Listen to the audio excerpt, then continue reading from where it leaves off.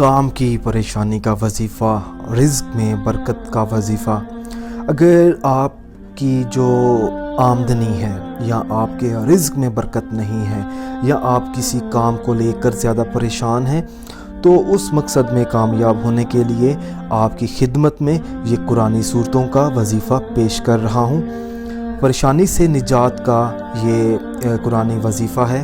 अगर आपने अभी तक हमारा चैनल सब्सक्राइब नहीं किया तो हमारे channel Zoya life health care को सब्सक्राइब करने के बाद बेल आइकन को ज़रूर दबाएं, ताकि मेरे जितने भी कुरानी वज़ाइफ़ हैं वो आप लोगों की खिदमत में मैं पेश कर सकूं। देखें, आपने अपनी परेशानी को अपने जहन में रखना है। मैं इसका तरीका आपको बताने लगा हूँ। हर नमाज के बाद ये कुरानी सूरतें आपने पढ़नी है, जो मैं आपको बताऊँगा। 7 दिन तक आपने पढ़ना है ये वजीफ़ा, किसी भी वक्त, किसी भी नमाज के बाद, किसी भी नमाज से पहले, बावजू हालत में। मान लीजिए कि आपने वज़ू कर लिया है, आप पाक साफ जगह पर बैठ चुके हैं। वजीफ़ा शुरू करते हैं। आपने अपना मतलूबा मकसद अपने जहन में रखा। उसके बाद आपने सबसे पहले अल्लाह पाक को याद करना है और फिर आपने बिस्मिल्लाहिर्रहमानिर्रहीम पढ़नी है। उसके बाद आपने 7 बार सूरत इखलास पढ़नी है, 7 बार सूरत नास पढ़नी है। पहले सूरत इखलास पढ़ें 7 बार, फिर सूरत नास पढ़ें। उसके बाद 7 बार सूरत कौसर पढ़ें।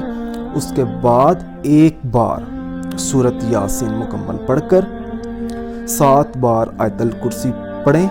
आयतल कुर्सी पढ़ने के बाद आपने 1 बार दुरूद पाक पढ़कर अपनी परेशानी से निजात के लिए अल्लाह पाक से दुआ मांगनी है। जब आप ये कुरानी वजीफ़ा करेंगे, 7 दिन तक आपने इसी तरह वजीफ़ा करना है। अगर आपने मिसाल के तौर पर अगर आपने आज इसी वक्त वजीफ़ा किया है, पढ़ा है, तो दूसरे दिन भी आप उसी वक्त करेंगे। तो इंशाअल्लाह ताला जब आप अल्लाह पाक से अपनी परेशानी से निजात का ये कुरानी वजीफ़ा पढ़ेंगे तो आपकी जो परेशानी है वो जल्द से जल्द ख़त्म होगी, क्योंकि देखें, हर परेशानी का हल कुरान पाक में मौजूद है। अगर आपका कोई ऐसा मसला है या कोई ऐसी परेशानी है जो अभी तक हल नहीं हुई, तो आप उसका हल निकलवाना चाहते हैं या कोई वजीफ़ा पूछना चाहते हैं या कोई अमल पूछना चाहते हैं, तो आप मुझसे रब्ता कर सकते हैं।